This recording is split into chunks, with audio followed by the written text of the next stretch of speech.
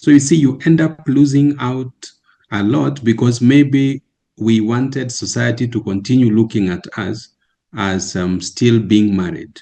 But I don't think we can continue living a lie just because we want to live for society. Things have gone south, they have gone south. Don't let letter D, divorce, describe who you are. You are more than that letter. That's why at times you find you have the phobia of wanting to disclose. Please, your significance has to be that you are a daughter made in the image of God. And if you're lacking that, restore it. If that letter D still describes who you are, oh, then you will find it difficult. At times when we see, if at times when we see ourselves, we okay, we might think that bad things can only happen to others. It can also happen to you that you get to a point where you get involved in an accident, and what you would have saved at that point in time might be wiped out by, as in by that particular disability. So insurance will come in also to provide that protection. Also, home insurance, the houses that we live in, it is important that we have them covered. So then that is for instances where divorce is to take place or is to happen. Making sure that these things are provided or these things are done is very, very key. So insurance needs for widows are both, in fact, for widows. The key consideration are, one of them is loss of household income. Because when you become a widow, maybe your husband was the sole breadwinner and he is no more. So how do we, as in, how do you get out of that space? Another thing is funeral and medical expenses. Insurance comes in to take care of such. So, and third one is estate or inheritance planning. Estates, in most cases, we find very big families or the guys who have it. You find that at times they spend a lot of money after their loved one passes on to battle cases in court. And it is something that is not worth doing. And that is where in the insurance you find products like trust fund.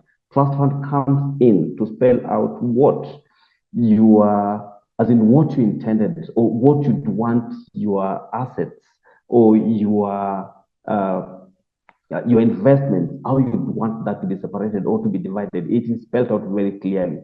So it is important to transfer also such things, including lands, parcel of land. You can transfer all this to insurance through trust.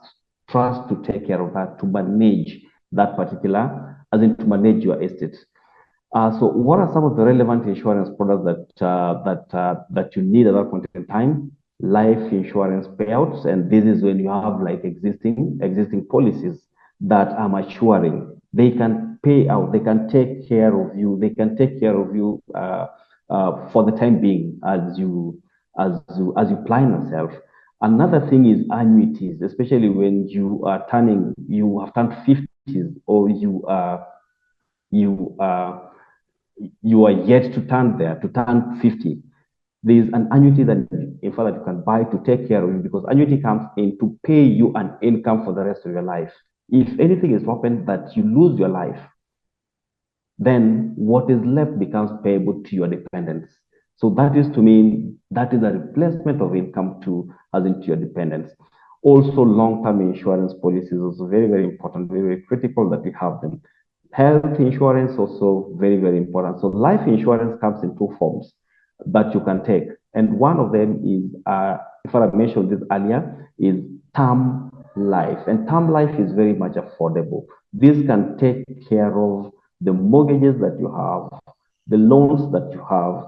It is affordable, though it is temporary. It is not permanent. It is temporary protection because it's got a term that runs for 10 years, as it can run up to 20 years. So in the event that anything is open to you and you're a facility, the insurance will come in to pay that sum assured. You can use it to offset in fact, as it offset the debts. Then the balance you can put into money market funds. so that every single month you have an income. It generates for you an income that can keep you going. Then you also have whole life. Whole life builds cash value. It's permanent. It's a permanent one. It takes care of you until your maker calls you and never to come back. So such funds are very, very important. There are some common mistakes that we make in life that we should avoid. And number one is not updating beneficiaries after divorce or spouse's death. That is very, very important that you have to. It's a mistake that most of us who are still alive make. And that is why whenever we lose our loved ones, we get ourselves into problems that takes forever and takes money to hire the services of a lawyer to take care of in fact, to take care of such cases. Another point is canceling insurance too soon. Life insurance, once you have it, make sure that you take something that is manageable, something that you can run with for the longest time, not to cancel, because no one knows. It's only God who knows where our lives are going to end. It's only God who knows. So it is important that you keep those life insurance policies running, not to cancel them. Another point is relying solely on employer provided coverage. You need to have your own coverage, not employers, because you can't be terminated today, or that can come to an end. Then what happens? So it is important that we need to have our own coverage. Understanding future medical and long-term care needs is also very important. You can start planning for them as early as today. So what are the action plans? Number one, you need to sit down and review your current insurance policies. It is important. Number two is meet with someone, an expert, a financial advisor. Meet with them because all of us have different needs. We have different needs. Get someone who you can trust and have that conversation going. Updating beneficiaries and ownership is also very, very important. It is one area that we normally forget, and that's why we get ourselves into serious problems. So ensure that you update your list of beneficiaries. If you had let's say you had your mom or your sister or your brother as your beneficiary or next of kin, make sure, because no one knows, maybe that person is long gone and that person is still existing in your portfolio. Make sure that is done. Another point is evaluate new coverage based on change needs, because our needs keeps on changing every single day. So you need to evaluate what you have and your current needs, what your current needs are. And my final thoughts, are insurance provides three things. Number one, peace of mind is very important. Number two, financial resilience. And the third one is continuity during major life changes. This continuity. My parting shot is insurance is not just about protection. Insurance is about building and securing your future. It is not all about protection. It is about building, rebuilding, and securing your future. So thank you.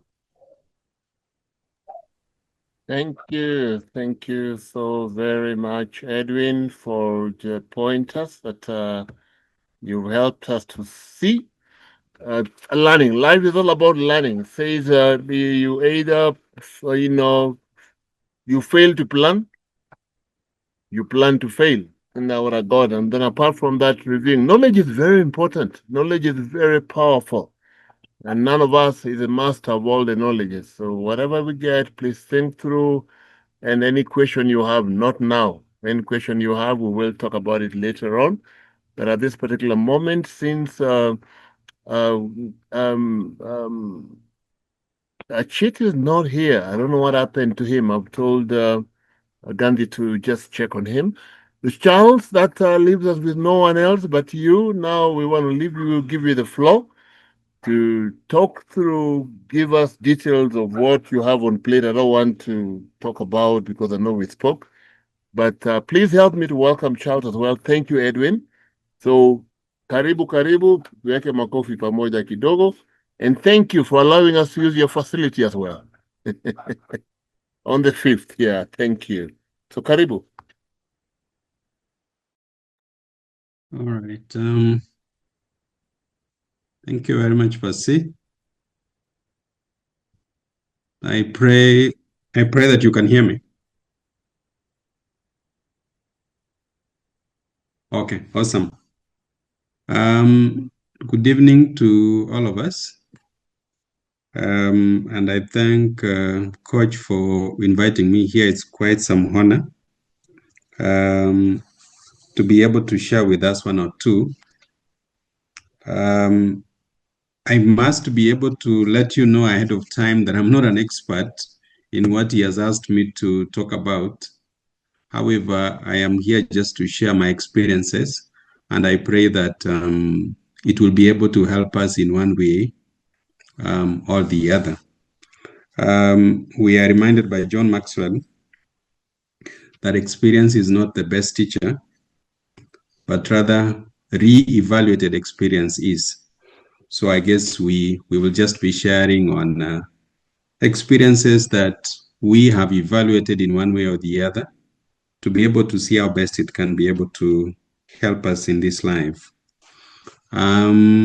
Coach, I think you told me I have 20 minutes, so you would have to put me on check because I'm such a noisemaker. I'm sure you know that. Please continue. Just continue. When time reaches, I'll let you know. As long as we don't go past midnight. Very good. No, that will not be possible.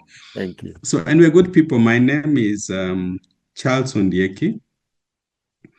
I am today, I think I'm turning 46 this year.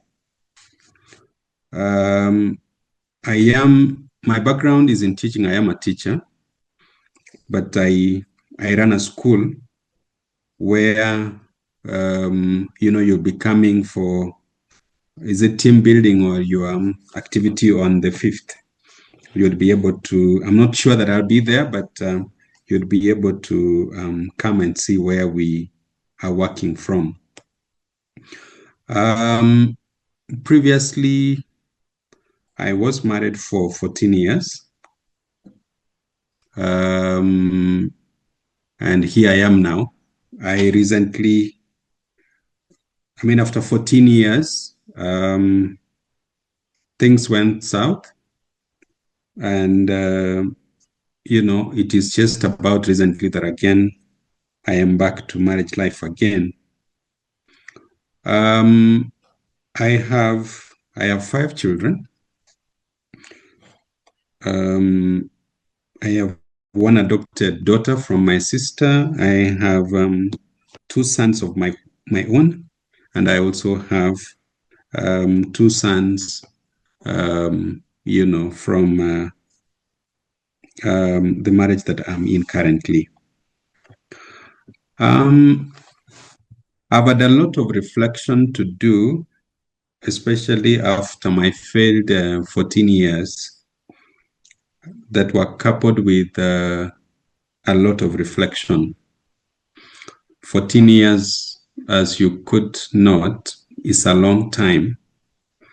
And throwing it away just like that, it can really take a tall order on you. And one of the things I really kept wrestling with is how I was again going to start off, having been married for 14 years. But God has been faithful. I've been able to have a comeback that was not very easy. But I must indicate to you that favor is the one thing that has surrounded me for me to have come this far. I would share some reflections, especially from the Bible, and how they've been able to help me as I try to, build life again and be able to start off. So I will pick up Amos 3:3. And the book of Amos 3:3, the Bible asks, it's actually a question, do 2 walk together unless they have agreed to do so? I have shared this verse because of a number of things. From where I'm coming from in my previous marriage, this is one of the challenges that I noted we had. Again, this is something that I've had to learn over time. Now, the question is, do two work together unless they have agreed to do so? Has got to be looked at majorly from two angles. Number one, we have to look at agreement as a foundation, and basically what lack of agreement would do. It would more often than not hinder progress. And ideally, if two people are on a journey together, they have got to be able to collaborate effectively. Otherwise, then, their shared dream would be it will be in a mess. So people have got to talk. People have got to be engaged so that they can be in agreement. If you look at, I'll just reread that verse again because it keeps taking me back. Can two walk together if they have not agreed to do so? Now you notice that agreement is a foundation in everything. And this is one of the challenges I note, or rather, as I said earlier, it's a challenge that we had in my previous marriage. And you realize that agreement is basically, I would call it a prerequisite for working together, and you realize the agreement can just be about anything. It can be about goals, it can be about values, it can be about methods of bringing up children, or basically a mutual understanding of each other's intentions. Because you cannot understand my intention until you have engaged with me and we either be in agreement or disagreement. Now, I'll give you an example. Some years back, I came home, I'd gotten some money somewhere, and I decided to buy a new TV for the family. So it was raining, and I struggled to get home, and it's not that the family didn't have a TV then. There was a family TV. But when I get home, I expected people to be very happy about what I had done. Whereas the children were happy, my wife then was not. Then I wondered, and I even asked, you guys, I have brought a new TV home. I expected you to be excited about, this. But much later, I came to realize what my mistake was. My mistake was that I had not consulted about buying a new TV. Some years later, having evaluated the experiences I've had in marriage, I would have consulted my wife and asked, look, I have gotten some extra money somewhere. Do you think it would be wise for us at this point in time to buy a new TV, or what are your thoughts like? Or what sort of TV would you want us to buy to be able, to change the one we currently have? Now, you notice also that the other point on matters, of agreement, lack of agreement basically would hinder progress. And that I noted it from where I'm coming from. Because you would notice, without agreement, any other attempt at working together is likely to bring about conflict.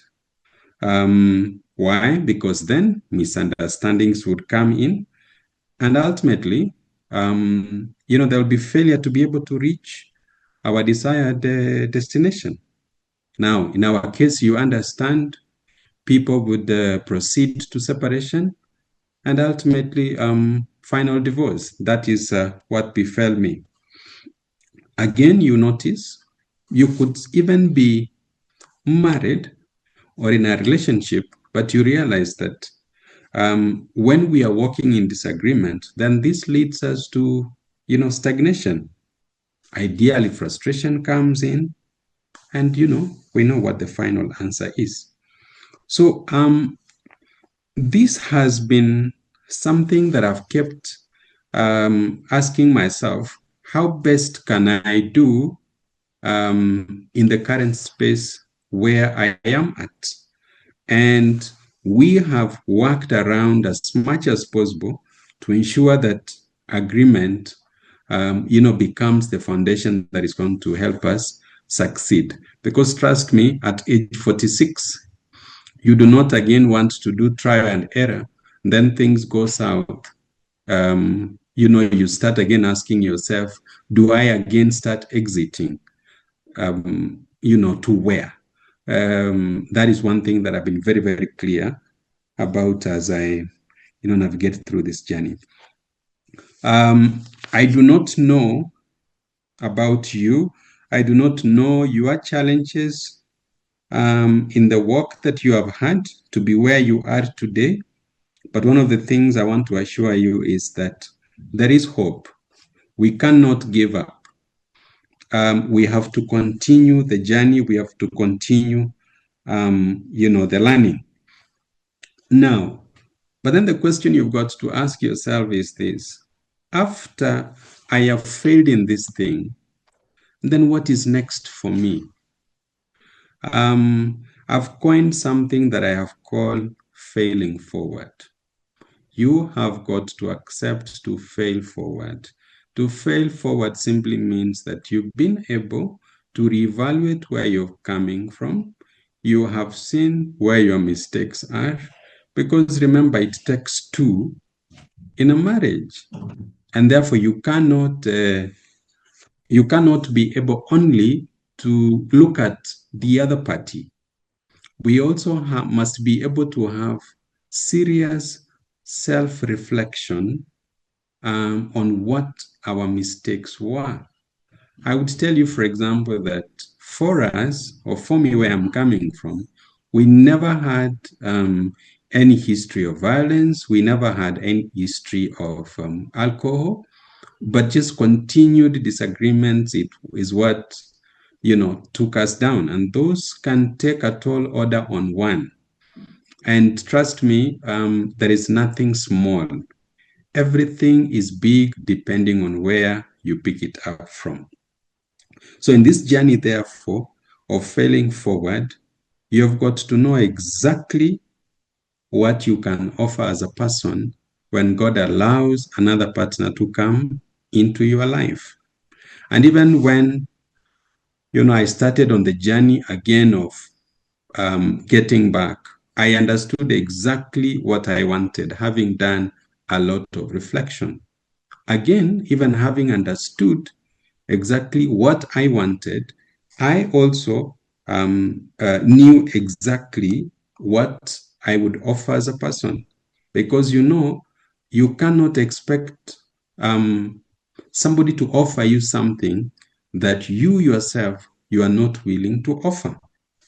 Now, in doing this, you cannot just get someone, you cannot just sit in your house and expect that people will just show up to ask you out for coffee. You have got to do one thing. You have got to go out there. Whether it is family meetings, whether it is attending church services, church meetings, wherever it's, depending on what your social cycle is like, it will be important. Because whereas God promises to walk with us and be able to open up our closed doors, we cannot sit back and expect God just to come and then open up the doors for us. There has got to be something that we've got to do. We have got to rise up. We have got to show up. Right. So number one, as I said, you have to know exactly what you can offer as a person. You have to know exactly what you want as a person. And you have got to set standards that you cannot go below. For example, I am a believer, and the one thing that I was very clear about is I cannot be able to take up someone who is not a believer. Because when both of us are believers, then it becomes easier for us to have a basis on which we run our relationship on. And that is the basic foundation becomes the Bible. But you will notice that if both of you are not believers, there is going to be a challenge. The one who is a believer would feel that the one who isn't a believer is pulling them down. And the opposite, is true. Now, for me, some of the standards that, I set was, as I said, somebody, who is a believer in Jesus Christ. Number two was someone at least who had basic education that would be able to enable us to survive in this current world. Thirdly, was someone that I would be able to reason with. I wanted a friend, and there's no way I could get a friend if we could not be able to reason. For me, actually, point number 1 and 3 became major because I run a business that is very challenging.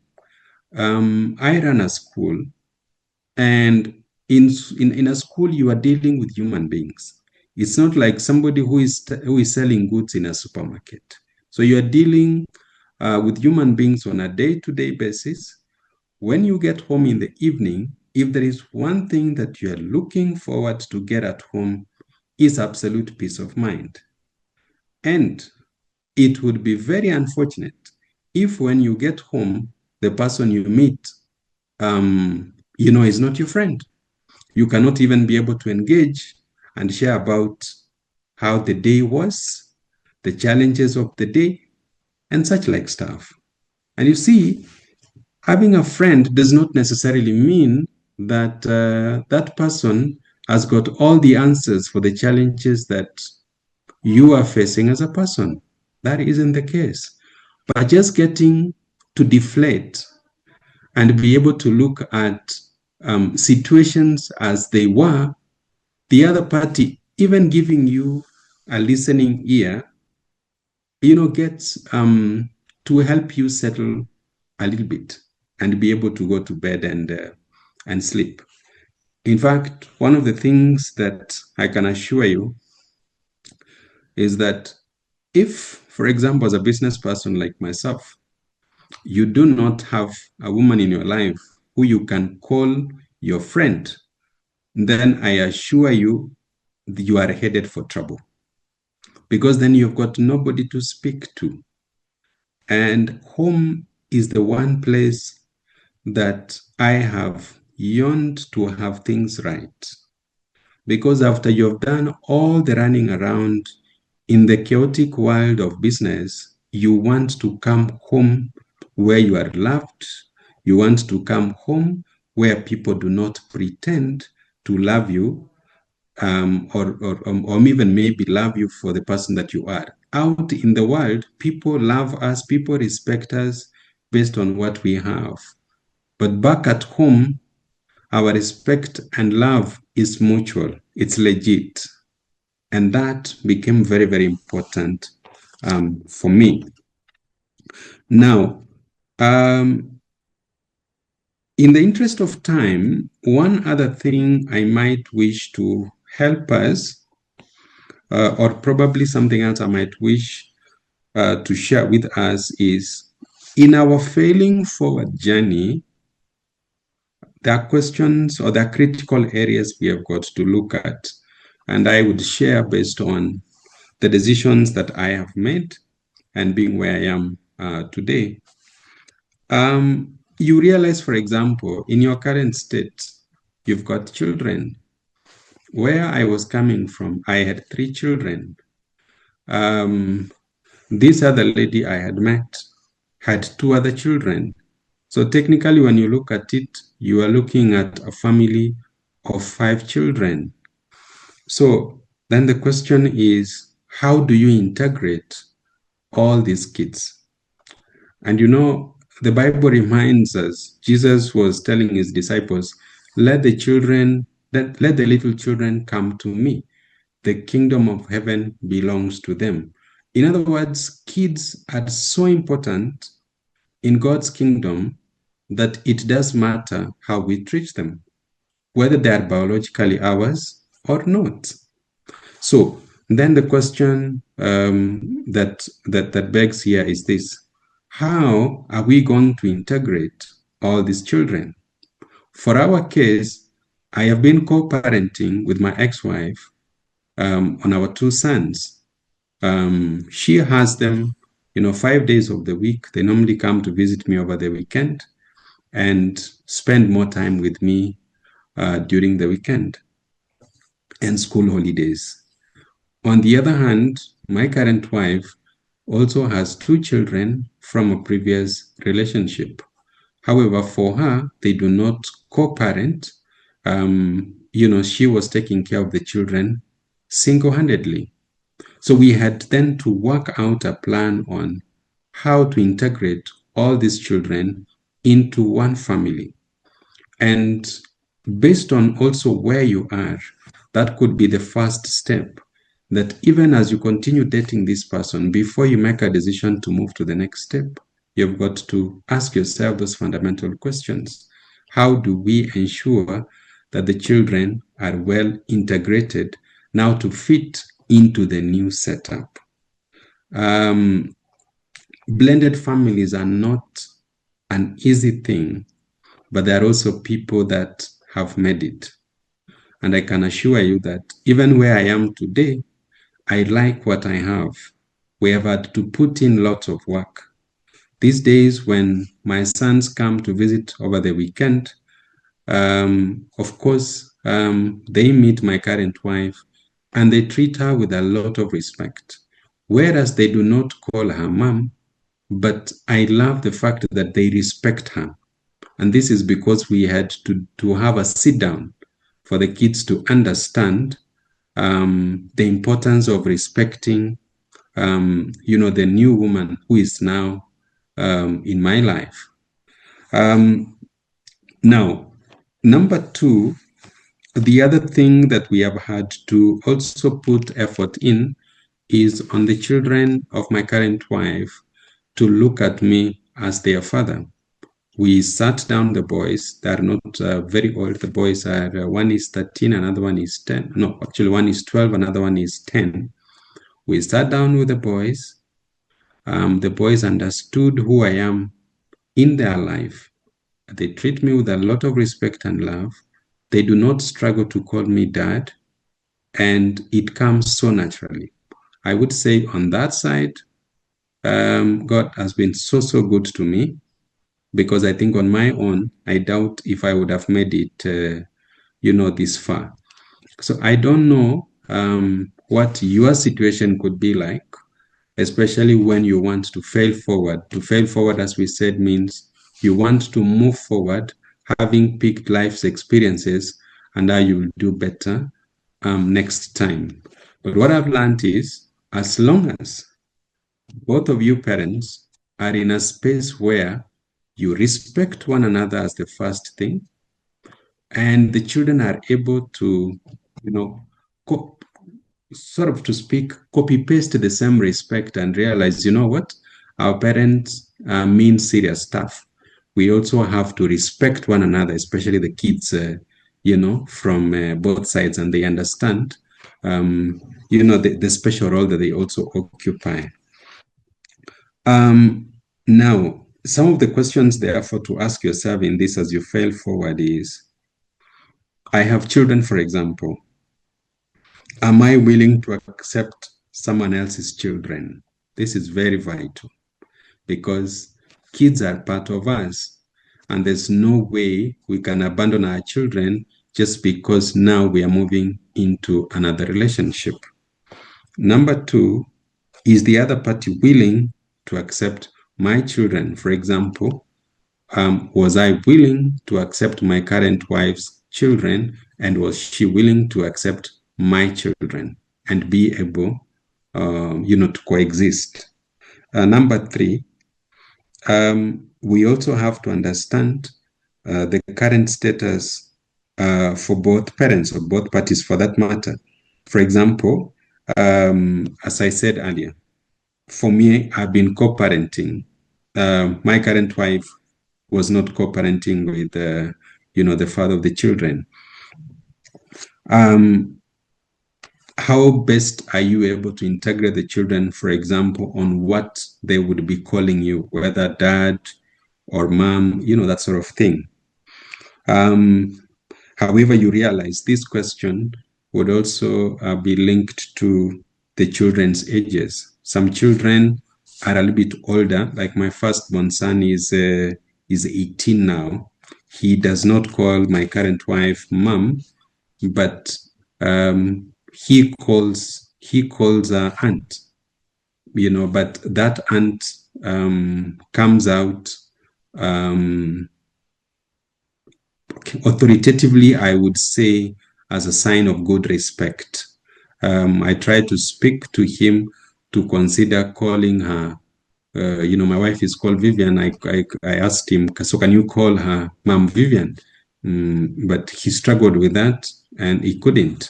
My second born son is almost 15. Ideally, what my firstborn son does is what the second one would do. So they both adopted the name Aunt Viv, and have noted that working very well for them. You know, however, each situation would be unique in its own way. But what I have come to accept is that there is need to be patient with the children. But then again, even as you become patient, you cannot take forever. And I cannot tell you how much time it would take you for you to integrate the children. It will really depend on how intentional you become with the process. And when children are onboarded slowly and given time, they eventually buy into the current system and they're able to move on, very well. And then, of course, the other question you've got to ask is the willingness by both of you in your new relationship. What is your willingness to let go of your status quo? What I mean is probably, like in our case, I was living in my own house. My wife was also living in her own house. It required us to come to some level of compromise. When you move out of a marriage and start living out on your own, there is some level of independence you start having. And I noted that is the one thing that was very difficult for me to let go, because I was used to doing life in a particular way. And I did not want somebody to, quote unquote, infringe into my private space. And I think, on the other hand, she also was in her own space. So both of us respected our space. But then now we realize that if we wanted to move forward, it would require that, our willingness then to accept the new norm be, so that we let go of our, previous life. A bit of a challenge it gave us, but I thank God that we were able to conquer that. And today we are, one big, happy family. The issues are many, but allow me just again share with us some of the verses that would give us hope and healing. Because at the end of the day,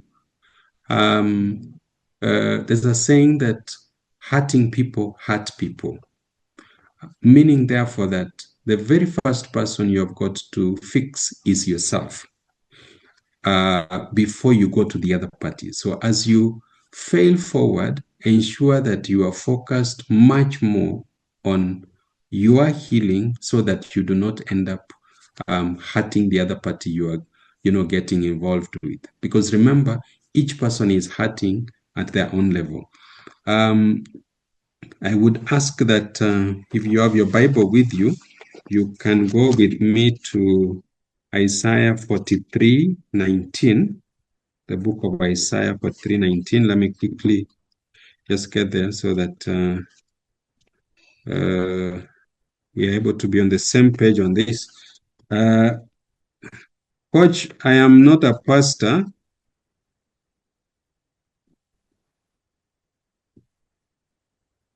You are for today. No. I am not. I'm just trying to share because healing is very important. And you know, which other place can we find hope apart from the Bible? So Isaiah 43, verse number 19, it says, "See, I am doing a new thing. Now it springs up. Do you not perceive it? I am making a way in the wilderness and streams in the wasteland."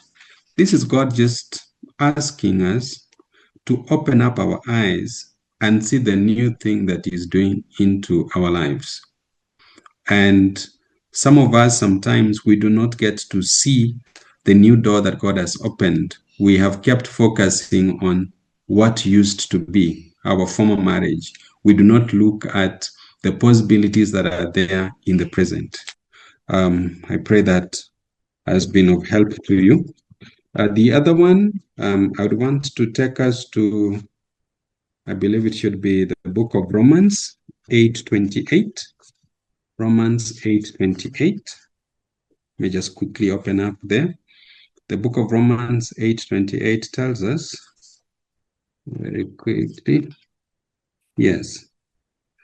"And we know that in all things God works for the good of those who love Him, who have been called according to His purpose." Again, ideally, in everything, as long as we are willing to show love for our Creator, He comes through for us.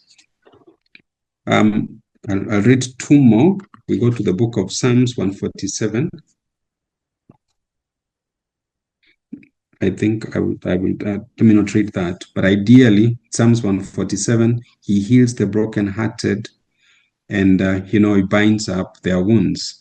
Again, just telling us how important it is, to walk with God, because then He's able to heal us. But remember, God uses people to heal us. That is what Coach Charles is doing. And finally, Jeremiah 29:11, a very common verse that we know, "For I know the plans I have for you," declares the Lord, plans to prosper you and not to harm you. God is our Father, and His intention is not to harm us. He does not have bad plans for us, but good plans. But for us to be able to understand those plans, we have to get nearer to Him. Ideally, until we invite God, He doesn't come. So we have to invite God into our issues, and when He comes, we have to be willing to accept His new counsel and forget our old way. So, good people, I know we can go on and on and on, but I just pray that with the little sharing that I've had, it would be able to help us in one way or the other. But one thing I must emphasize: don't be afraid to move forward. Yes, it is important to take calculated moves, but we cannot be too safe. There are basics that you can be able to look at and be willing to try it again. Thank you very much. Thank you, Charles. You don't go yet. We have questions for you. Have you in the chat there? There's a question that has already been posted. Huh? Okay, let me see. Let me say this. Okay, you read it? All right, I see one here by Mary says, "You may be willing to take on your partner's children, but what if their children are not willing to accommodate you? Some have been known to be hostile." I agree with you that some children might not be willing to accommodate you. I think for me, what I'd say is, if you are not able to have proper consensus from your partner on how you want to move forward, then that could be there could be a red line there that first of all should be able to be addressed. Because remember, let's say, for example, you are moving in with a man who has got children, and the man's children are not willing to accept you as the new wife. Trust me, you will struggle there. Therefore, before you are able to make a decision that, you know what, we can do this life together, ensure this is well articulated and solved. If not, perhaps it could be a sign that this is not meant for you. That's for me. I'll give you, like as I've shared, the way we have done ours. One of the things that we spent a lot of time to build consensus on was the children, because we knew that was going to be a tricky area. And unless we fixed that, then we were not going to get married. So we did this when we were sure that our children had accepted us. Thank you. Thank you, Charles. Thank you. Now, any question? If you have any question, please feel free to ask. That I will throw in a few questions before the other questions come. We live in a culture where now you, as a man, you're advantaged. You are the one who goes to fish and look, for, our sisters. And so quickly you told us not to live like we were speaking last week. One of us mentioned some of us are living in triangle: church, work, home. Now you're telling us church, work, home, coffee. How would you encourage our sisters, in terms of like the culture they've been brought up in, where like it is men who look for them? So how do you build that? I think traditionally, as you indicate, Coach, it is the men that go fishing. But I do not, if for example, let's say a lady had seen me and had interest in me, I think there is a good way of asking, can we have some coffee? Perhaps we can be able to engage and share experiences. Because, for example, you notice at our age now, we are not people that maybe would go out there and meet people that are, say, 100% single. They have never had children, never been married before. For me, for example, one of the things I struggled to get is being able to get someone that had never been married before. I wanted somebody who had tested this thing and they understood the challenges that were. I wanted some level of maturity that was a bit higher than just getting someone who has never had children. So there's, ladies, I encourage you, there's no harm. As men, we will not look at you negatively that you have made the first move.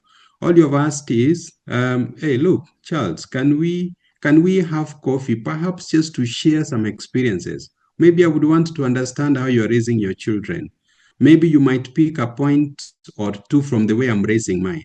And if somebody is open-minded and is keen on really doing something with you, I guarantee you they will not look at you negatively. Yeah. Oh, thank you.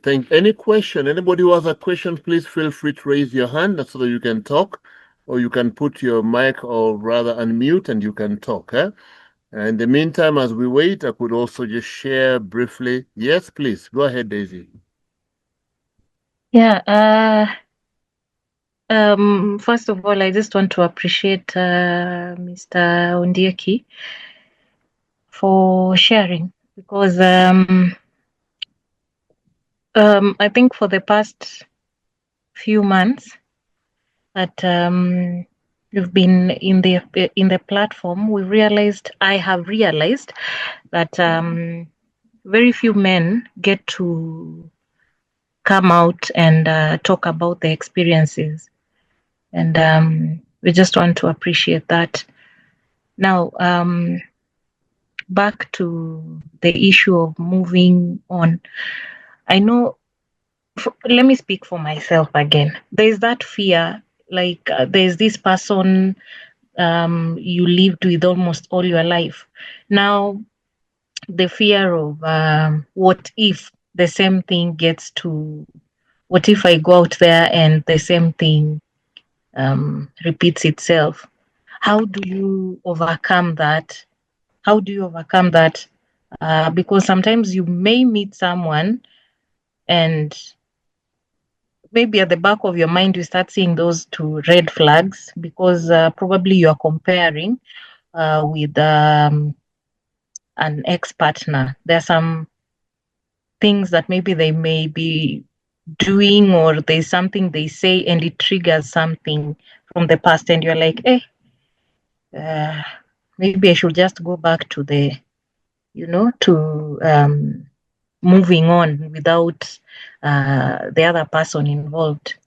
Then the last bit is when it comes to finances.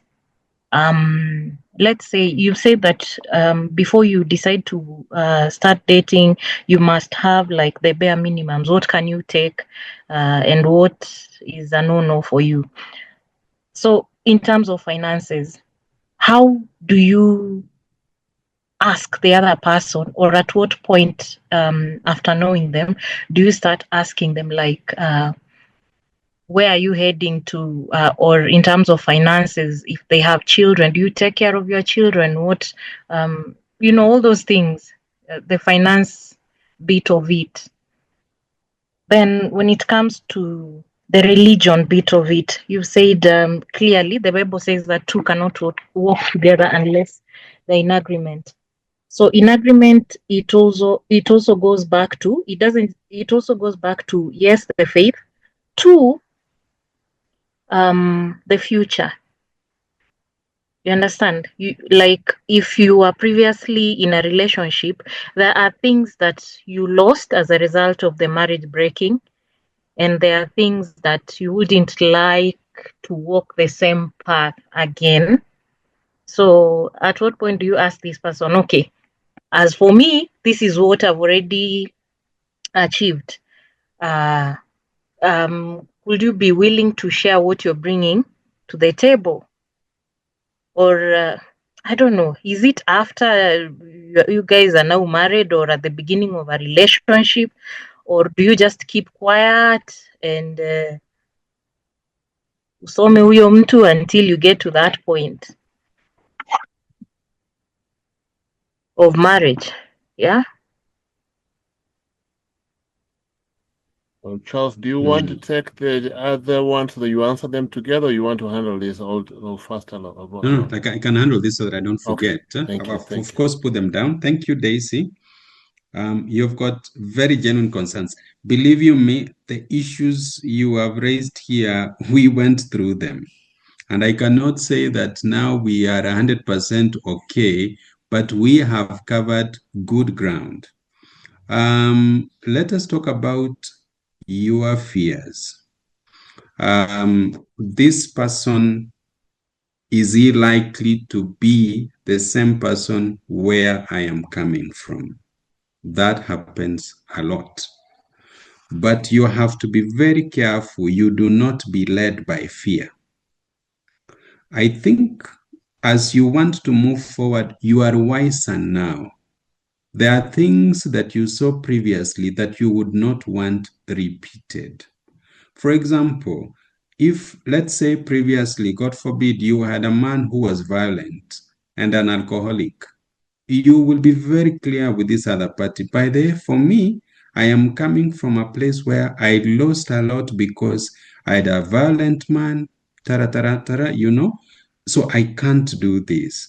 And when, for example, you realize somebody is throwing in words that seem like it's where you're coming from, remember you have not met another angel because they do not exist. However, you can be able to tell someone from the word go, I do not like the way you have handled me on this one, very soberly, when you are engaging on the table, so that then you do not hide anything from day one. There could be a few characteristics you might see that is in this man that were previously in the other one. You've got to ask yourself, is it the good characteristics, or is it the ones that made you move out in the first place? That one you have to be very, very, very careful. In terms of finances, for us, what we did is we put it on the table on day one before we were able to move in together. We said, yes, this is where my finances are at. Each one of us, without hiding anything, we were very clear we have got to start on a clean sheet. And if then we decide to do life together, how would we want to do finances? And I would tell you where I came from previously, finances was a challenge. We did not openly discuss matters finances. And I told myself, when God allows me to move forward, I would ensure this is a discussion that I do very plainly without hiding anything. And both of us were very clear. I have been able to achieve much. This is the debt I have. This is what I've been able to invest in. So in case anything bad happens, then you have to know where you pick it up from. Because I suffered in this one. I personally did not do very well in this one previously. Again, linked with that, you asked about, for example, what about the children that are coming in? Are you going to pay fees for them and everything? I pay school fees for all my children, irrespective. We had to make a very bold decision on that. So that then you are not seen as if you want to favor your biological children as opposed to the other ones. You have accepted to marry this woman or this man. So whatever liabilities they have, based on how you look at it, then they also become yours. So that one, you just have to make a very, very bold move. I want to do this, and I'm not going to do it when one of my legs is outside and the other one is inside. Of course, it is important to be careful, but you also have to gauge the person that you have met. What is their level of honesty? Because then when two people operate on a principle of honesty, it becomes easier to even read their minds on what they want. Are you now, obviously, you're building a future together. Then you have to be very clear. You just have to be very open. If you realize somebody is not being open, I'm afraid those are red flags that you cannot entertain. Because assuming, for example, you as a lady, you are joining a man, you maybe had your own house, there are developments you have done. You have to be very careful the man does not ride on that. The opposite is also true, you know. What else is that? Yes, the faith, you have to discuss it on day one. Do not hide anything. Please, what I encourage us to do, because previously I was in a relationship where we could not talk as much. This is something that you should not let go. Before you decide, you know what, I want to do this thing, do not do it blindly, and do not do it thinking that, you know, this is the only man or the only woman I would ever get. No, no, no, no. As long as those very basic things that are very core to your heart, don't do. That's for me. I don't know if I've answered everything as per my knowledge. You you've answered everything, apart from one question that maybe I didn't speak it out, but Coach brought it out. Some of me, let me report myself. I am that person of church, Work and home. home. Coach, today I went out. That's why I'm late. Okay, you clapped too early. I went out with a colleague, a friend of mine, a lady. So I broke that record. Anyway, my question is, where do we go out to meet these eagles? We call them eagles here, the eagles. Yeah, because sometimes you go out and the only people you meet are waiters, coffee mugs. Yeah, and then you head back home. So where can we go out and meet them? In church, like the church that I go to, hakuna potential, for lack of a better word. Or maybe someone is laughing. Yeah, or maybe I was in that triangle. Is it the triangle or what? Church, home. So maybe I wasn't seeing them. So maybe you can give us pointers on where we can go out and meet the eagles. Let me give you an example. I met my current wife. We had gone to what is it called? A friend of ours had lost a dad. Friend of ours had lost a father, and I knew the family, and she knew the family. So they come in.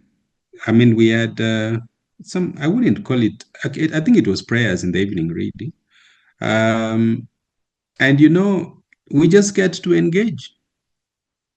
I sometimes say, had I not attended that session, we could have never met.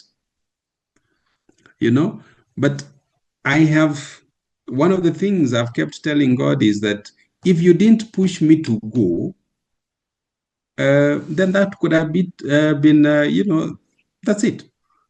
So I think, do not go to a place with the sole intention that I have to go and meet someone here today. No, no, no, no, no. Go out, whether it is, a friend's party, or people are having prayer somewhere, I mean, whatever it could be. But that does not, again, mean that you want to appear in everything that, you've been invited for. Bottom line is, God is still our provider in everything that we ask him for.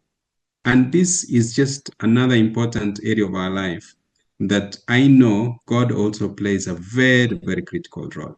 So yes, I do my part, but I also keep asking God that, may you open up my eyes that I might be able to see where my own naked eyes cannot be able to see, even as I go. Because trust me, where we had gone, somebody's bereaved. The least you'd expect is for people to meet and become future husband and wife. No, you are really focusing on comforting the family that has lost a loved one. So there are options. Sometimes, I'll give you an example. In our church, a group was created and it was called Divorce Care. I found that one very harsh. So a WhatsApp group was even created. But I joined and left the following day. We had even been invited to go out for a sharing as people who are divorced, but I never went. Just because it was an attitude problem I had to deal with myself. Thank you. I pray I've been of help.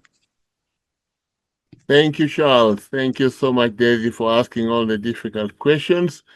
We have Mary Mbugwa, then we have Mary Gitau. Please go ahead, Mary Mbugwa, then we'll have Mary Gitau. Charles, don't lock off yet. We need you first.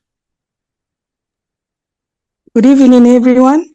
Good evening, Mary. Welcome. Thanks you so much, Coach Owidi, and thank you so much for Charles. Your talk has been very, very informative. My question is, and thank you for also being very open and opening up on your personal life. This really helps us, some of us who are really struggling, especially with starting a new relationship. My question is, personally, for me, since the divorce, that is about 8 years ago, I've been the sole breadwinner. And I have little or no communication with my ex-husband. So you get into this three theme of where you know that everything that is needed in that house is yours. You become the father, the mother, the provider, school fees, all the bills are yours. And you sometimes can get into a rhythm that makes you get comfortable with where you are. So you start trying to imagine accommodating somebody else, and you start trying to imagine which space would they be filling, and you can get a little bit lost in there. Basically, you may be interested in maybe starting a relationship, but then again, the responsibilities keep you stuck in a place of a routine that you find it difficult to accommodate somebody by virtue of you're too busy sorting bills or dealing with day-to-day issues. So my question is, how do you balance that? That is question number one. question number 2 is, Charles, you talked to us about things that, or parameters that one puts for herself that are you're not ready to compromise on. Basically, for me, I have some that I cannot compromise on. That is, 1, you have to be a believer. 2, you cannot be married. And 3, at least you have sorted out issues with your ex so that you're not still hung up with your ex. But for some reason, every man I meet has an issue with one of those 3. So I've begun wondering, aren't there men who somehow don't have an issue with these 3? Because these are things I can't compromise. And I'm not really asking for too much, or am I asking for too much? I don't know. Because those are mistakes I made in my first marriage, and that's what broke it. And I'm not interested in trying again if those 3 are compromised. Am I asking for too much, or are those really reasonable things to ask for? Thank you. Wow, good one. I think I'd start with the second question. What you are asking for is not, it's not too much. Because, for example, when you are asking to be a partner with a partner who is a believer, then it makes life simpler to run because you have got common ground. Here, we do not struggle that Sunday is our day of worship. We do not struggle that somebody has gone to pray, because then you can identify with your partner that this partner has got a prayerful life. My wife is very prayerful. Sometimes I feel like I'm lagging behind, and it challenges me to do better. Sometimes I push myself to also wake up and participate in prayer. So that, for me, I do not think that you are asking for too much. I would equally never want to date a married woman. Or I would have never wanted to date a married woman. So at the same time, when you say you do not want to date a man that is married, for me, I think I support you on that 110%. What then I guess you just need to do is you keep trying, and I am sure God will bring somebody your way that aligns with what you are looking at. And trust me, that is having respect for yourself and respect for the faith that you believe in. That, to me, is powerful. Point number 1, the question number 1, I think you have got to ask yourself, this rat race that we are in of paying bills, does it ever get to end? The answer is no. In fact, we keep fighting this until maybe we die. We are always paying bills. We are doing this or the other. There are things showing up, whether it is with our parents, whether it is with our siblings. If you are a firstborn like me, it still means there are children or there are siblings you have to take care of, in one way or the other. So you just have to learn to let go of some things so that you do not hold on too much and then you also forget yourself, because you can easily be caught up in that and you have got no space for someone else. But during this time and age, as long as you are able to have goals that align with each other, then you realize someone can be doing a business here, somebody can be having employment elsewhere, and at the end of the day, you are able to support one another. The support system is all you need. The question I kept asking myself is, if tonight I was to die, who would even know that I have died? And I looked more of companionship as opposed to all the other things. And I have seen what that true companionship has been able to do. It adds a lot of value to life. I leave the office in the evening wanting to go home. Previously, I was not in a hurry. I could go to the gym and, exercise up to late because there is really nothing much I'm going home for. So please, you can be able to work around this and at least be able to also create space for someone else. It's always possible. It's an attitude change we always need most of the times. Thank you. Oh, thank you. Thank you so much, Charles. Just one add. No, today you're the boss, man. Do I have your permission to add something? Go ahead.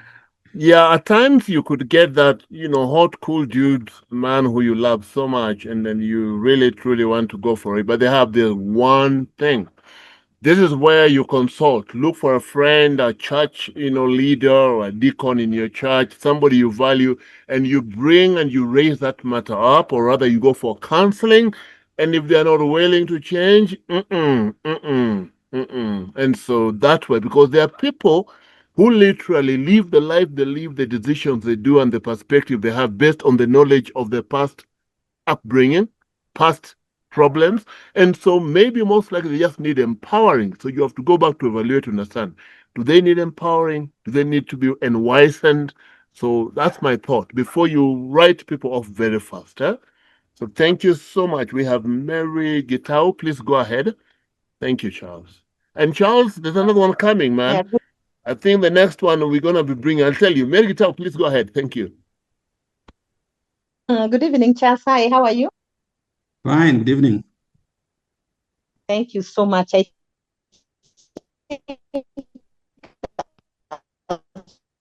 Sorry, I was in another meeting. I know this is a very sensitive topic for me, given where I am at. And I know Charles knows me better. We fellowship with him. And I got hurt by somebody who I met in church. And for me, I think it really, really changed my perspective about even the way I look at things. Because, and this is something I know I really want to get out of, but I can't shake it off. Because we are in a society where we are told, okay, if your husband is down, lift him. But I realized the more I did, the more I let the man, I allowed him to do whatever he needed to do. And as a result, we have even been separated. And my question is, how can you be able to know the deception, the discernment to know the deception that is also covered in Christianity? Because I've realized sometimes in Christianity, that is where there's a lot of manipulation. There's a lot, and you've been wanting to be a spiritual person. You keep forgiving. You keep wanting to understand. You keep wanting to make the marriage work. And many times at the cost of your own self, which I feel now it's not about letting yourself go. Is not the right thing now. I've realized that is it. So the deception, because you can start so well and you keep praying and the person keeps going back to God, but you realize the more you are trusting, the more it becomes tricky. The other thing I want to ask is that, is it okay? Like me, I have other children, and as a person, most of the properties are mine. Is it okay to get into a relationship and come and start there, where you give your properties to your children, I give my properties to my children, we start looking for our properties with you? Because I feel like sometimes you can, okay, at my age, I've worked so hard and I've gotten so much. Is it okay to come to an agreement where, let's start here, you give your shamba now wherever you have to your children, and I give what I have to my children, we start afresh with you? The other thing is that how do you shake off, I know the other Mary has shared about it, the masculinity out of you when you've been given so many responsibilities and this man has left so many things for you to do, and you want to protect your children. Like now, a bill, there is no electricity. The man does not want to do it, but you want to protect your children. How do you shake off that masculinity so that you can be feminine and be the woman you're supposed to do? Because we are living in a world where men can just sit and let the woman do everything, of which I feel honestly it is wrong. A man needs to be a man and the woman needs to be a woman. Yes, you can help here, here and there, depending on what your spouse is supposed to do. But of course, we should meet at one point where the man does more for the family and the woman is able to support. That's my question. Thank you. I hope you understand what I've asked. Wow, that's huge. I will try my best based on, the little experience that I have. I mean, it's a conversation that cannot end here, really. And I think that's why we have Coach here with us, who is more experienced on the matters that we are talking about. Properties have also made families go down. Most of the times you find when people got married, they were very young. They did not even know how much they could achieve in life. All they had was a vision, maybe, of their career and what they could do. I think point number one would require that you just go beyond superficial discussion on a platform of this nature. What I know is when people set out on a common goal, they can be able to achieve so much. You can be able to look at what you have, but you also realize your children are very small. Let's say you have got 3 houses that you own in Nairobi. Your child is 10, another one is 12. Even if you give them that house now, it cannot be able to help them really. It could probably to say, now these houses, we shall be able to register them in our children's names. You see, the risk that has is that on day one, you guys are already beginning on a wrong note, mistrust. And that can be very, very dangerous. But then what you can be able to do, you can just have a very candid conversation. The problem is the human heart is sometimes difficult to comprehend. Somebody could fall in love with you today probably because of the 3 houses that you own. You cannot honestly be able to tell. Yes, you can do your due diligence, try the best that you can, but there's a place where it reaches and you realize you cannot go beyond there. For me, if I was in your space, I would say, you know what? Okay, this is where we are at. Maybe then can we have these properties registered differently? If at all we have to do life together. Is it a company we are going to form and have the properties registered in that company? But what happens if either of us dies? That kind of conversation. I think a lawyer would have to maybe come into place to help you unravel where your fears are at. But I would counsel that you do not put the properties in front and not the relationship. I would counsel that, you know what, let the properties be behind you and they follow you, because in any case, you are the person who has been able to earn this up. And I trust there is a solution around this. It's not rocket science, trust me. Because where I am today, and Coach has come to visit me, he knows the struggles I've had. I do not even consider where I live as such a big thing. I actually look at the relationship I have now as being more important than 1 or 2 things that God has given me. I want to build the relationship more as opposed to the properties. Yeah, I mean, I'm a business person and I'm very keen on having something for myself and for my children. But I also realize that there's a day those properties will not have any sense to me because I will be going, So probably you can look at it from that angle.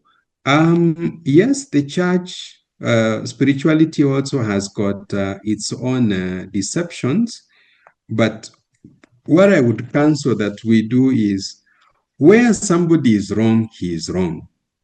We cannot be able, to continue covering that up and somebody is on the wrong. For example, we are asked not to be lukewarm Christians. You are standing on the fence. You are either in it or you are not in it. It's as simple as that. So that then we are able to run life based on honesty and what the truth really is. But I also remind you that there are times the Lord Jesus Christ himself chased people from the temple, using a whip. It means that they were doing the right thing, but in the wrong place, and there's a time where a whip should be used. And a whip at our age now is not really to have some nasty exchanges. It's for us to come to the table and share very openly. And where we are at, before then you commit yourself, you sit on a round table and ask yourself, do we want to do this or we don't want to do it? And I think that is where a coach like Charles Owidi comes in handy. You sit down with him and you let him know, we are trying to do this. What is our way forward? But he cannot decide for you. You guys must have decided, but you are coming to him for counsel. This is it. How best do we navigate through this one? Number 3, it's a very important point on how you shape off the masculinity as you put it. But I will also tell you, men who do not pay bills, you might not like my statement, such men have also been babysat by you women. I think you also need to allow a man be a man. Sit down and agree. This is what I will be doing and this is what you will be doing. And it is okay sometimes for a man not to have money, But when he doesn't have, how do we handle that? And it is okay for you, my sisters, who are in the platform, to earn more money than us. By the way, we have accepted that because you have gone to school, and by the grace of God, some of you are doing much better than us men. By the way, somebody like me, well handled, let my wife earn as much money. At the end of the day, the money will come home. We would share as a family if indeed our intentions are right, and we don't need, because we are not in a competition. We are actually here to complement one another. And for me, I think if people are able to come to the table and understand that their calling is much more than what God has given them, then we will not be having some of the challenges we are having today. Somebody will be saying, no, you should be the one to pay the electricity bill. But truly, men sometimes also lack money, except in situations where maybe you find a man has misused his money, through other ways. But if we become very honest on the table, it becomes very easy. Me, my wallet is all over the house. My children know. Today, daddy doesn't have money in his wallet. And they even know. When you see him like this, this is how things are. Why? Because I'm also trying to live a life so that my family can predict my tomorrow. So even when I'm not there, they know where a particular title deed is. So they don't have to struggle. Where I have messed, I have told my wife, and by the way, Ujue, I messed here. So that somebody does not come tomorrow to give you surprises. Such surprises do not exist at this particular point. But I guess an honest conversation can be able to, proceed. And even in cases where you come in as a woman to give support to your man, you do it in a very respectable manner. The kids don't even realize, it's money who paid the electricity bill. No. It all depends on approach. Because at the end of the day, you are looking at the relationship being more important than the money that God has given you. But again, I insist, a man has to be a man. If a man is able to pay school fees, let him pay school fees. And then we are able to progress that way. When he's not able to genuinely do it, if you are coming in to support him, send him even the money, let him go and pay the fees. He feels nice about it. But don't babysit. That one I refuse. As a man, I will never want a woman to babysit me. No. At least I would want,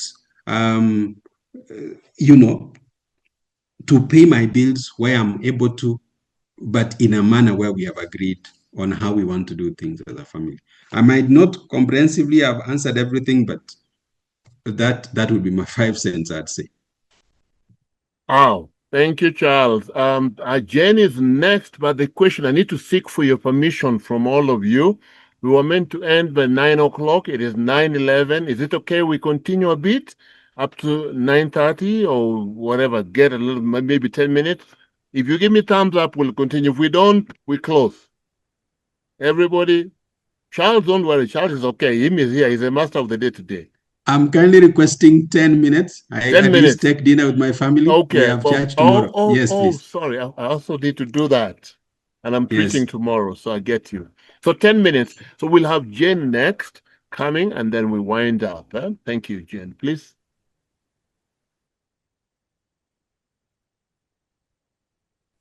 Good evening, everyone. Good evening, Jen. Hello, can you hear me?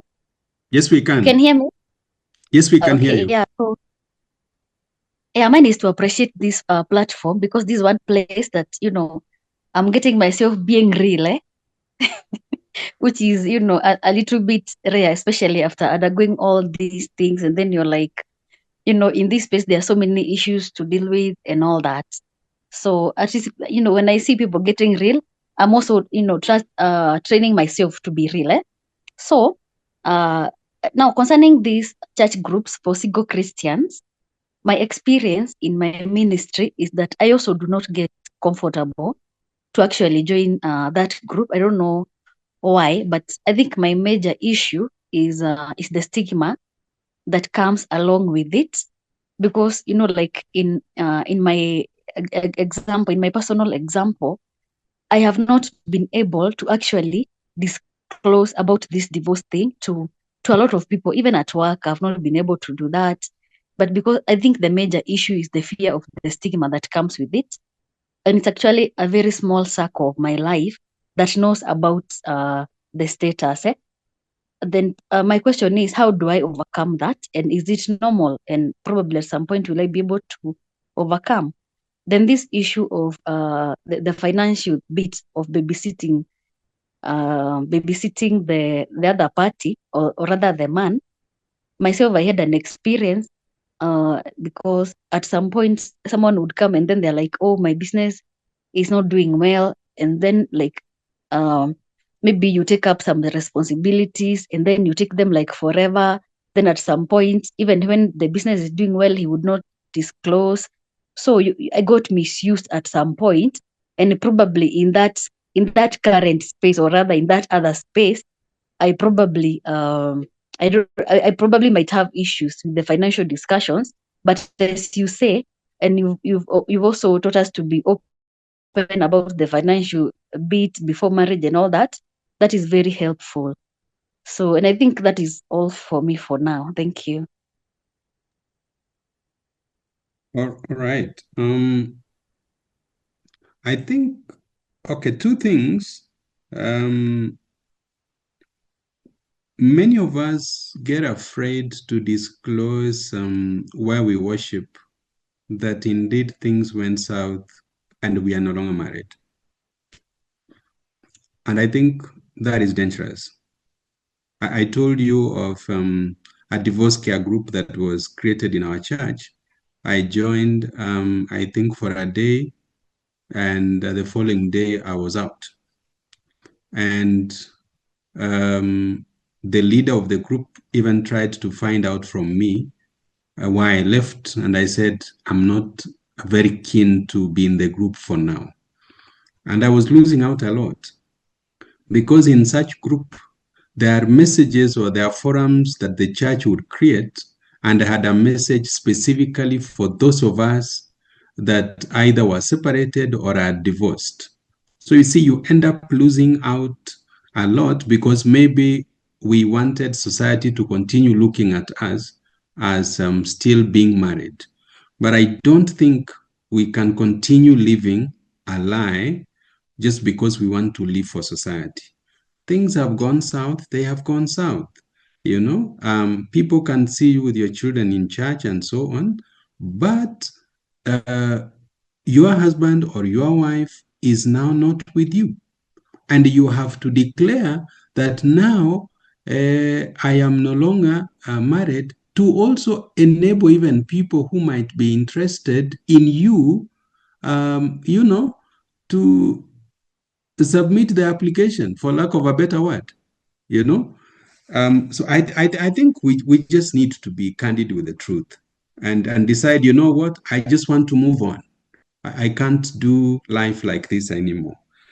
On the second point on finances, many of us indeed seem to be very afraid to move. And I think, from what I'm understanding, is women, especially who are doing well financially or have built themselves to some level get very worried when they have to move in, especially with a man whose finances might not have the same superiority as theirs. I'll go back to the same point.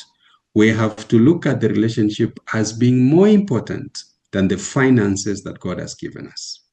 Yes, we can acknowledge that, you know what, both of us cannot be at the same level.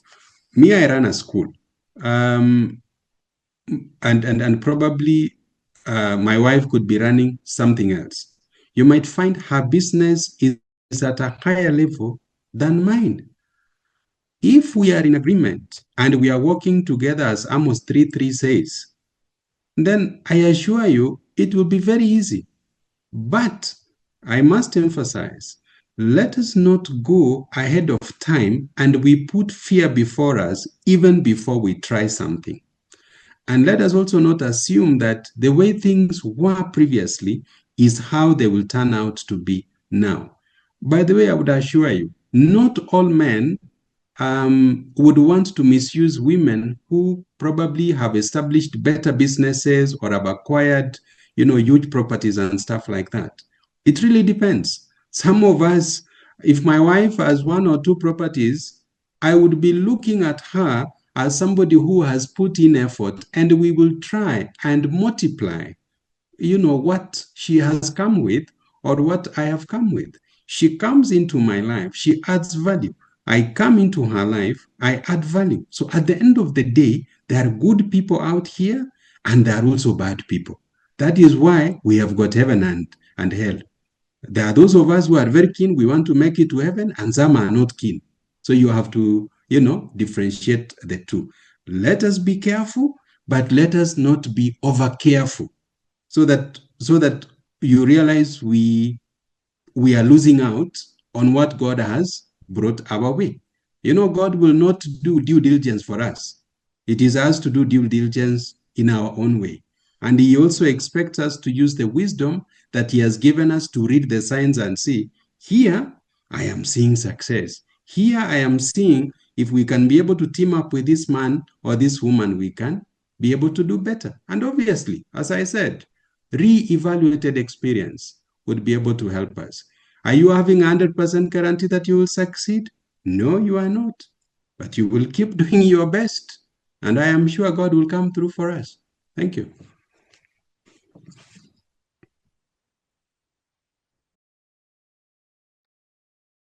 Thank you. Thank you so much. Thank you so much, Charles. This is just, we appreciate some of the comments there. They're grateful for having you here. We are going to request officially. There's a part you've not tackled. How does divorce affect finances? That as while we go through that, the business you're running. So we are calling you for the next one, not this one now. This will leave. Thank you so much. Just one or two inputs. Number one, quickly, I always tell people, you gossip, you work with a gossip. You're not healed, you're going to look for someone who's not healed. So the first thing you got to do is, first of all, heal. Heal, because once you're healed, you will see a phony coming and a phony will not come around you. So the first thing is number one, to heal. Number two, as much as we say that you do diligence to look for that man or that woman, the best you can do is have faith in God today. Tomorrow is only known to God. If you get one today and you've done your best, don't regret about tomorrow. Have faith in God. The God who allows you to go through it tomorrow knows well what he has planned for you into the future. That's the other thing that I always tell people. Because at times, man, someone has done everything. You marry in church, you do a wedding, counseling was done, and you'll find a little devil tomorrow. So be faithful. That I have today, I live in the hand of God. The other thing again that you got to go back. I don't think some of us, like we're here, you have time to play around and waste time anymore. If the man or the woman is not able to give you the full detail, intentionality to make life happen is very key. If you're not getting that, please don't get into that deal. Don't get into that deal. make sure it's so clear. If we need third party, fourth party to come in to clear a few of those clutters, let him come in, let them come in to help you out. The other final one, possibly, that I thought about to just share is don't let letter D, the vowels, describe who you are. You are more than that letter. That's why at times you find you have the phobia of wanting to disclose. Please, your significance has to be that you are a daughter made in the image of God. And if you're lacking that, restore it. If that letter D still describes who you are, oh, then you will find it difficult. So if you still find that you're afraid to declare, like Charles has helped us see, you're actually chasing away those particular significant candidates, please take a journey of healing. And that's why we're here. We're here to help you, by the way, so much. So thank you so much, guys, for coming tonight. And let's put our hands together with Charles, for the wonderful, wonderful job he has done.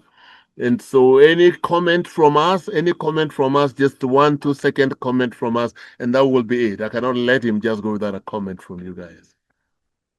Thank you. Any comment, last comment? Anybody wants to say something sweet? So you can go and eat ugali. And by the way, I know Charles from the day that he was divorced. We went to his house and prayed specific prayer in his house with few of his friends. And we gave him very few important details. We want you to bring a woman to this house. If there's anybody who was standing a chance of losing a lot, was him. Or he has invested. He's living in a palace, a wonderful, powerful house. No, I know. And I was like, woman that you'll bring here might be scared. You remember we told you those words? But eventually he has to surrender, meaning he's leaving room for God. So the other thing, Charles, that I forgot, women, our sisters are disadvantaged in many ways. We need to think about how to help out because they get married to men, and when they invest in a home of the man, and when they leave those properties there. You understand? So while for us men it's different, but for the sisters, so we need to think about how. So next time, go think about it. When you're coming, you will come and talk about that. So thank you guys. So we'll ask one of us to pray. Who has not talked? Who has not talked here? Let me look for one to pray. Mary Itungu, can you pray for us?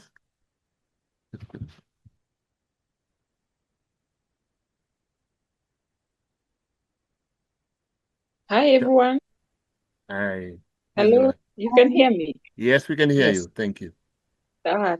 Thank you, everyone, for your participation. Thank you for the wonderful inputs that you've given me. It's my first time to meet you guys, and I've really, really learned a lot. And I look forward to many more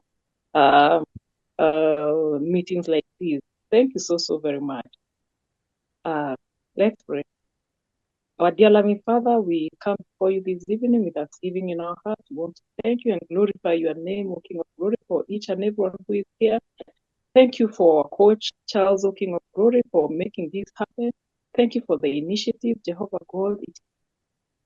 It is a time like this that Jehovah God, you decided that you'll be here to learn from each other, O King of Glory. We do not take it for granted. We thank you and we honor you, O King of Glory.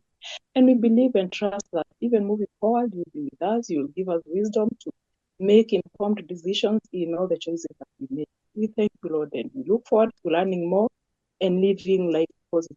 For it's in the mighty name of Jesus we pray and believe. Amen. I need to ask for your Amen. permission. Amen. I need to ask for your permission. Number one, this recording, there are questions which were asked which are a bit sensitive. Do we need to remove them and put Charles as sharing only, or do we put everything? I need your permission, first of all, before you go.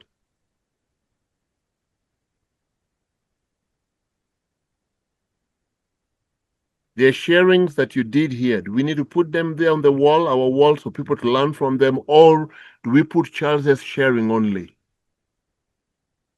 Personally, I have no problem with putting for everyone, but perhaps for the people who have contributed, they can say they are okay with their inputs being shared, or maybe they are the ones to decide. Okay. Please, Mary Gitao, go ahead. Is it okay with you? Or she's gone? She's there. I have no problem because people will learn from it, and Okay. maybe people can relate. Oh, People thank can you. relate. Thank you. Who else? I think they're okay. Charles, yes, please go ahead. Just share for people to learn. Thank you so much. God bless you. Charles, you have no option. We will share what you've given us. Guys, good night. Thank you so much. Charles, thank you. And Edwin, Good by the night. way, Edwin has also gone. Edwin, thank you so much for the wonderful job you did with the insurance. If you need any more question, anything, please, you can ask Edwin on those issues of insurance. Charles, are we free to give people your telephone number or you want to come to the group? Oh, your wife, your newlywed. Let me leave it there. You'll come to the group official meeting. Thank you. I Kindly. understand. I'm still very newly married. Good night, everybody. I get Okay. you. Good night, Coach. Thank you. You're welcome. Good night.